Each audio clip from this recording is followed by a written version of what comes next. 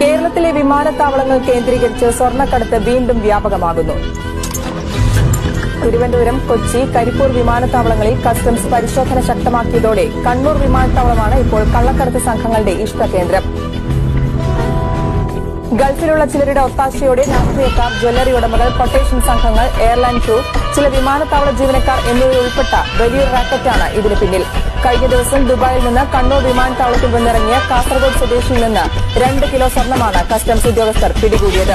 കുട്ടികൾക്കുള്ള പാൽപ്പൊടി ടിന്നുകളിൽ തരി രൂപത്തിലുള്ള മിശ്രിതമായാണ് സ്വർണം വന്നത്.